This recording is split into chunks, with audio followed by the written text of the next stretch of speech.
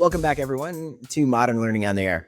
I'm Jeff Brown, and today we are going to talk with Dr. Charles Dye about the research that was conducted back in October. That research was about how personal video is used in the training sessions of today and how it's helpful and possibly hurtful to your training sessions. Charles? Thanks, Jeff. Hi, folks. What we're going to talk about today, as Jeff said, is a study that's part of our research effort at Insync to enhance virtual, live, and hybrid instructional delivery. And the topic that we are going to be talking about is, as Jeff said, the use of personal video by both the instructor and learners during a virtual live instructional session, and how it's effective and how it cannot enhance instructional delivery as well. Well, let me give you some background about the research program generally. Insync undertakes research efforts to make its instructional programs better. We train our producers and our instructional staff to a higher standard as a consequence of our review and original research that we do on an ongoing basis. And it's not just directed at virtual live, although that is where most of our work is. It is really directed at kind of questions facing L&D that could influence or change the way we deliver instructional experience to learners. So in this case, this particular research effort came up in a kind of informal, good-natured argument between several different instructional professionals that have been teaching virtual live for quite some time, and some that had not been teaching virtual live until really the COVID pandemic. And there was a lot of back and forth. It was really a positive and constructive discussion, but the questions that really emerged were, why is the instructor insisting on personal live video? In other words, what you're looking at in this camera right now. Why do they need that up all the time? And there are a lot of instructional practices that came about during the COVID pandemic that were a consequence of a lot of people that were really much more comfortable in the in-person environment. Maybe that was where all their experience was. And instead they got shoved into, you will take your program virtual and it will be virtual in a week. And so they were scrambling for any kind of affordance in this new learning environment that they could interpret using the skills they already had at hand. And one of those was personal video. If I can see the learners, I can read the learners, I can see if they're getting it, and that kind of thing. And there is ample evidence to suggest that when the instructor feels good about their delivery and they feel more comfortable about how the instructional delivery is being measured and received, they actually teach better. So there's an argument that, the facilitators, that's good for them. The flip side of that is a lot of the more experienced, if you want to call them that, the more seasoned instructors in virtual live really said, one of them said, I've been teaching in virtual live since '98, and I have never had my video on until the pandemic. And I thought about that, and her position was, listen, I am teaching to a piece of instructional content, whether it be a slide or an animation or what have you, and we're talking about that. We're talking about the trade routes of Venice in 16th century Europe or what have you. You don't need to see my face to get that. Then the pandemic happens and a whole bunch of people start talking about Zoom fatigue, and a research group out of Stanford led by a guy named Balanson did some great work on kind of the nuances associated with Zoom fatigue. And really what it boils down to is if you have video up, people's eyes are naturally drawn to it. So that kind of bolsters this argument we should be focusing on content, not people necessarily. But what Balanson's argument is it's exhausting because if you and I are talking face-to-face, kind of we are virtually right now, it is natural for us to look at the other person's face. But even just one-on-one, you don't do that all the time. You look down to write notes, you look up to see what your cat's doing, whatever. And so it is in a room full of people. If you're a learner, looking at the facilitator, you're looking at the content, and then you're taking notes. Your eyes kind of moving around to animate and inanimate objects. We as people are programmed that when we look at a face, we're designed to start reading nonverbal. It's almost involuntary. And as a consequence, that's a load on your perception and reaction dynamo. You have to understand what the person's nonverbal communication is, and then you have to interpret it in the context of what's going on, and then you have to respond to it. If that's going on in parallel with you trying to actually learn something about whatever that is being delivered, it can get really tiring really fast. And the other thing is that the transactional overhead of convening a virtual live course is much lower. I don't have to corral people into a classroom. They don't have to take bathroom breaks or what have you. The session starts, we deliver, and then we're done. So people were scheduling head to tail every day during the pandemic. And we all saw that at Insync. I know, Jeff, you were part of that. The flip side of that is virtual live is very easy to get. It enhances outreach because it's easy to reach out to people and get them on a session. That's a good thing if it's used appropriately. So that was kind of the basis of why we got into this research. What are the good uses of personal live video, and what are the feelings of the two principal audiences that I was really interested in and that we at Insync were interested in? The facilitators and the learners. So we split. We did directed sampling of the two populations. We collected a couple hundred responses from each. I did some directed qualitative interviews with both populations to kind of build out some more context of the data, and we put this report together. The findings were kind of interesting. Like many things, the facilitators really, as a rule, liked having personal live video on continuously. The arguments given were the ones I kind of articulated at the beginning of this discussion. They like being able to read nonverbals and that kind of thing. And the flip side of that was that the learners mostly liked it. About 2/3 of them liked it, and about 1/3 of them loathed it. Continuous video of themselves being projected up for a variety of reasons. There have been a bunch of sociological studies about video of the background. I mean, right now, my background, there's a picture of the Maine coast here and an antique map and all that kind of thing. And you have very nice art behind yours. Some people don't have that opportunity, right? They're in their living room or what have you. About 3/4 of the respondents answered that they took most or all of their virtual training from the workplace. So that kind of goes away. But on the other hand, they struggled to find locations within their workplace that allowed them directed, focused attention on the learning experience. If they're sitting in a cubicle or what have you, or at a desk in an open workspace, people walk by, they'll comment, maybe they'll say, and that's distracting you can picture that's distracting if you're trying to learn. The other thing that kind of came out was that the facilitators relied on video to the exclusion of what I would say are all the other tips and telltales within the virtual live environment that learners are getting it or not. And part of that was a failure of the instructional design.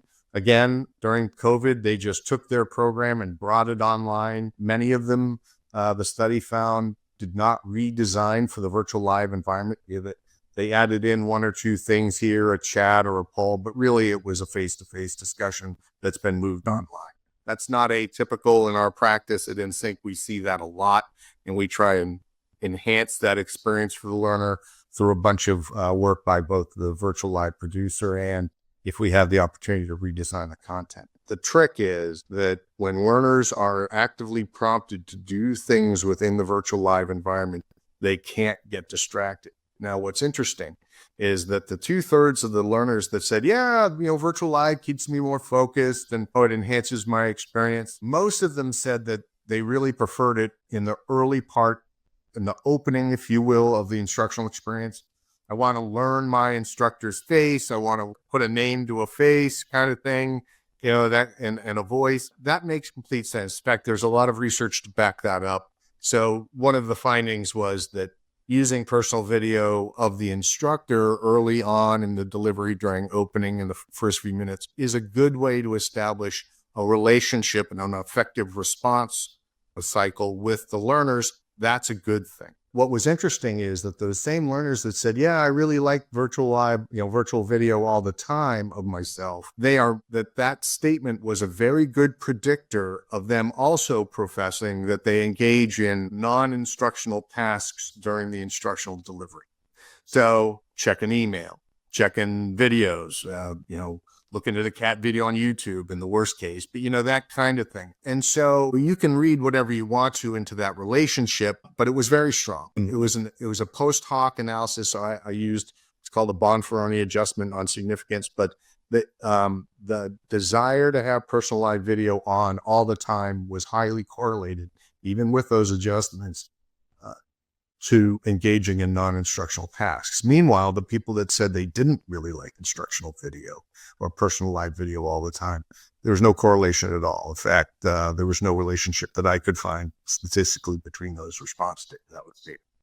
So that was an interesting finding. Another big push or insight we got out of the data was that personalized video, when used for an instructional purpose, let's say I'm teaching face-to-face negotiation or pervasive, argument or what have you.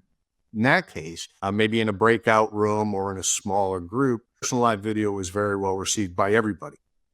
And in fact, more than 80% of respondents said in those circumstances, so that includes the ones that don't like it at all, that in certain cases, personalized video is great.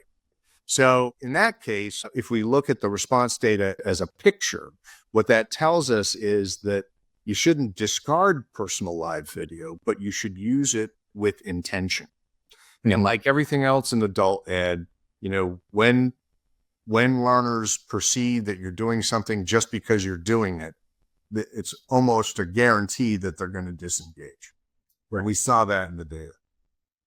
Would you say that the breakout part was interesting to me? So would you say that the learners themselves, in an intimate situation or a private situation, they felt more comfortable to share with their peers and share their face with their peers versus in the group setting with the entire group? That's how that. Yeah, I think that's a great way to put it.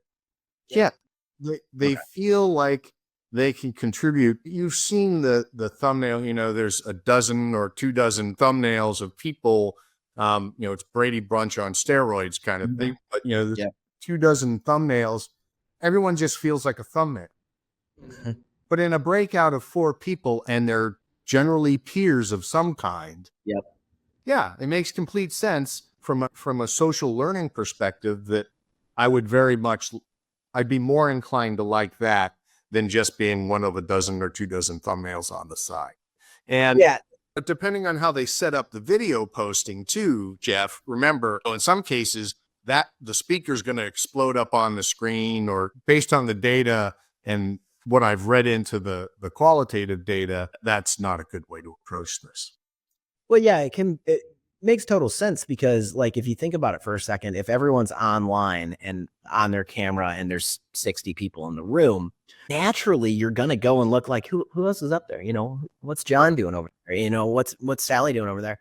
And you're not going to pay attention to the instructor. But if you isolate the instructor entirely to where they're the central focus, they're going to be focused on what matters in that training.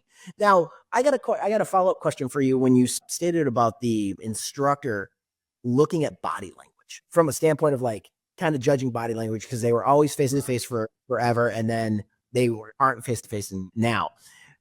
Could they, or did you find that they misconstrued body language with eye contact? Well, there's actually a study along those lines that if I'm sitting across a conference table from you in person, which is kind of the gold standard of interpersonal communication, you're going to be able to read both my posture, when I take notes, a whole bunch of things that, quite frankly, you're an AV professional and you probably have the rig to catch all that. I've got a couple different webcams running and that's all I got. So you're not going to get that level of fidelity when you're reading my responses. And during that discussion that kind of led to this study, that was the point that a lot of the seasoned virtual live facilitators were making.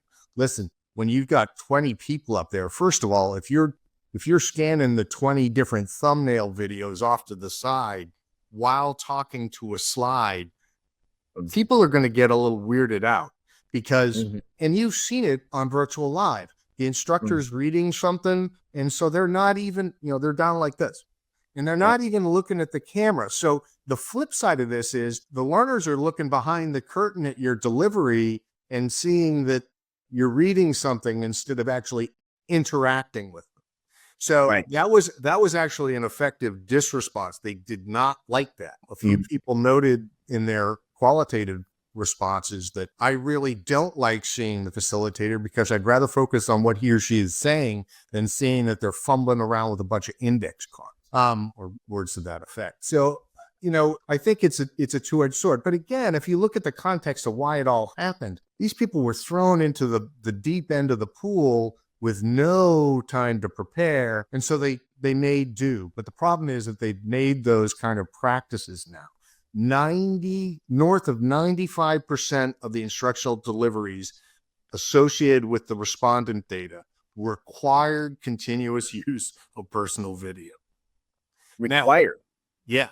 Now, so that doesn't give me a lot of sample size to look at when it's not required, right? So I don't have a lot of statistical power, but even with that kind of, limited scope of power, I still saw some relationships that were very interesting. When the pandemic happened, personal video was used for a variety of reasons beyond the facilitator feeling comfortable. They, again, a lot of them would very, very vehemently insist that it improves instructional response and instructional engagement. That's simply not true. But what we do know is that companies were using personal video as checked in or checked out. And as a consequence, it was serving of, are you paying attention? I'm paying you while you're at home. Remember, the initial response of working from home is, oh, this will never work. Well, now we know 25% of all labor hours are being delivered by virtual workers. And yeah, there's a pushback, but the desired balance is somewhere around 2 days, some kind of hybrid model where some people are going to be working from home every day. And that means that virtual, live, and hybrid delivery are very much a necessary skill. And again, many of the facilitators still don't know how to read a room when they don't have video on. And so they have to take a hard look at the design and the instructional experience to make sure they really get it. And they know that when John takes 5 or 10 seconds to answer a chat prompt or a poll, whereas someone else takes 45 seconds, that other person may not be paying attention. Yeah. And so you have to actively re-engage them without being obnoxious about it. It's interesting on that because you're right. When we were forced into remote with the pandemic, remote work was coming, right? It was coming. It was 10 years down the line. It wasn't like tomorrow. Right. Right. And the pandemic made it tomorrow. And, your managers and everyone else that, used to see you in the office every day, to your point, wanted to make sure you're paying attention and like doing your job. So the check-ins happened, and the check-ins were training, or the check-ins were or different things like that. So it makes sense because I think a lot of people not lost trust in their employees, but lost trust in how their managers saw them to a certain extent, because of they're like, I'm doing my job. Why are you checking in at me like this? And I think it was, it went from non-micromanaging, in my opinion, non-micromanaging to micromanaging, to now the in-betweens happening. You know what I mean? To normal managing. Well, because they realized that their defense, a lot of managers never really had an opportunity to measure what productivity looked like. Right. They knew they had certain deliverables and people made the deliverable, and okay, but was that deliverable a person working at 100% or 40%? And I don't think, if they were honest, that most managers could probably answer that question well. And as a consequence, they didn't know what to look at. So again, just like those facilitators, I see you, I know you're there. Right. Well, I get it. And the reality is, I think you're right, but we have, I think, made some really good strides on developing a relationship between productivity and presence and working in a hybrid environment. The interesting thing is, a lot of the lessons that were learned perhaps on the management side really haven't made their way into L&D. Facilitators really like video, the learners not as much. And so the summary statement that we made in the report is, hey, personal video has absolute utility in the virtual live learning environment, as long as you're using it with intention, as opposed to it's a crutch. Right. And a lot of instructional professionals learned some bad habits during the pandemic, and they haven't gone away. Just like some managers learned some bad habits in the early part of the pandemic. But then they got pushback, or people left, or they got counseled, or however that feedback got given. And now they're working on figuring out what hybrid looks like down the road. And I think you're right. As we develop more facility with just being online like this, whether it be in a learning environment or interaction or group collaboration, the tools are already in place and evolving almost daily to give us more capacity to interact and collaborate on the fly. Teams just added a couple new tool sets. Microsoft is working that problem really hard, as are others. I think, what this report did for me, and I think will do for our instructional programs moving forward, is kind of give us more insight on how to substitute other things for personal live video to make sure people are engaged, make sure the instruction or the instructional experience is effective, and that learner outcome is as optimal as it can be. What we do know that is, if you choose to just have everyone on all the time, you're going to lose about a third of your audience. From an engagement perspective, they're going to be tuned out, looking at other stuff. They won't be interested. And some of them will be actively anxious or unhappy about the fact that you're using personal live video all the time. What we teach our facilitators is, have video on for the first 30 seconds or so when you're welcoming people into the room. The trigger gets pulled, you start delivering, video goes off, and then you come up to your first bio break at 45 minutes or 50 minutes, video comes back on. Hey folks, what'd you think? And collect some formative feedback in chat and talk to it, and then send them on their way. And now we've kind of replicated what people really value in interaction, which is kind of the personal feeling of talking about their experience in the instruction and what they're getting out of it. And I think that's very powerful. Chip, I have just kind of one last question. I mean, we kind of hit everything about the research that we wanted to hit today, but there is one question that I wanted to ask you. What recommendations do you have for the audience, and do you have for like companies down the line to do this? I mean, do you kind of have like a list or like a top 5 that you would recommend for companies to do?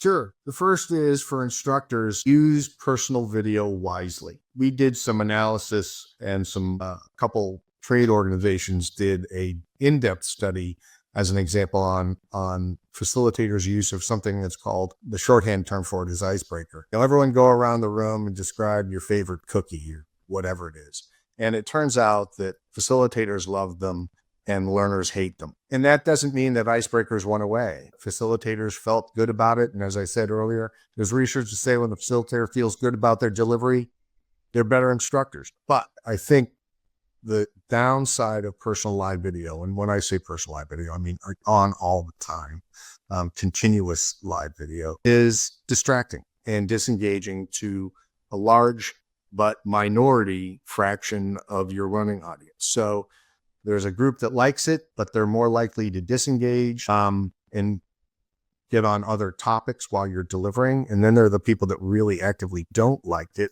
and they're going to disengage because their effective response is effective.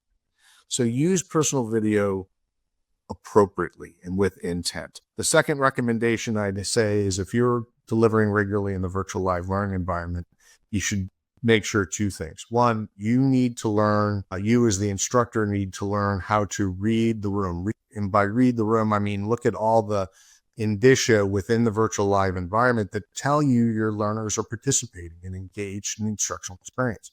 If they're not, you'll see it. You just need to learn where that data is available, whether it be from your instructional producer or if it be from pull response latency or whatever the response data is you're getting in chat. You need to develop a sense for that if you haven't developed that sense yet. The other is that if you have not redesigned your instructional experience really from the ground, from the learning objectives up, the learning objectives obviously stay the same, but from that point forward, your design decisions in the virtual live environment are different than they are in person.